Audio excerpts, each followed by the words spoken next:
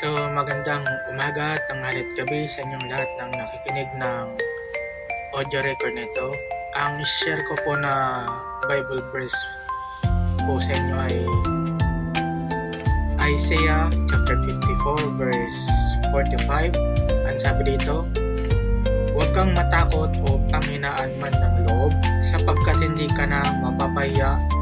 Malilimot mo na ang kahiyang dinanas mo nung iyong kabataan. Hindi mo na maalala ang matinding kalungkutan ng pagiging isang byuda, sapagkat ang lumalang sa iyo ay ang asawa mo.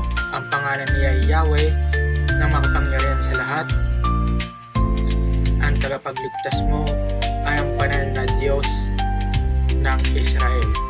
Kung tawagin siya ay Diyos ng buong sanlibutan."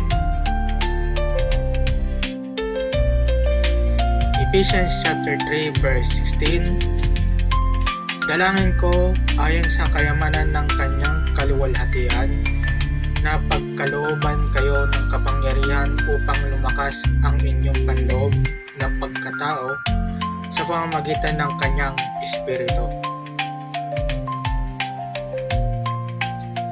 Psalms 34 verse 3, ang kadakilaan niya ay ihayag at ang ngalan niya ay purihin ng lahat.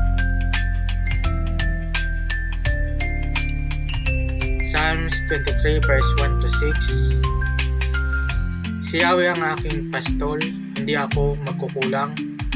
Pinapahimlay niya ako sa luntiang pastulan at inaakay niya sa tahimik na batisan. Pinapanumbalik ang aking kalakasan at pinapatnubayan niya sa tamang daan upang aking parangalan ang kanyang pangalan. Dumaan man ako sa madilim na libis ng kamatayan, wala akong katatakutan pagkat ika'y aking kaagapay. Ang tungkod mo at pamalo, aking gabay at sanggalang.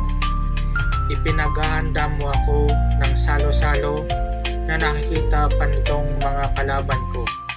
Sa aking ulo langis ay ibinubuhos, sa aking saro pagpapalay lubos-lubos. Kabuti at pag-ibig mo sa akin di magkukulang, siyang makakasama ko habang ako'y nabubuhay, at magpakailanmay sa bahay ni Yahweh mananahan."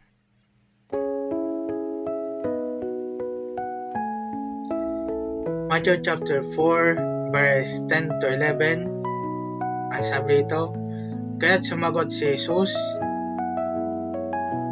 Lumayas ka, Satanas, sapagkat nasusulat, ang Panginoon mong Diyos ang dapat mong sambahin at siya lamang ang dapat mong paglingkuran." Pagkatapos iniwan na siya ng Diablo, dumating naman ang mga anghel at siya pinaglingkuran nila. So, yun naman pong Bible verse natin for today. Maraming pong salamat sa pakikinig. Paki-share, like, support, and repost na rin po itong audio record nito. Maraming pong salamat.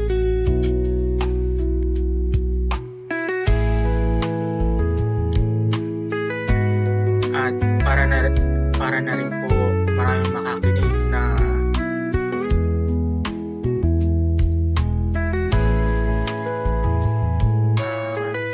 fellowship na kabilang sa sambahayan ng Diyos. Yun lamang po, and maraming salamat, and God bless.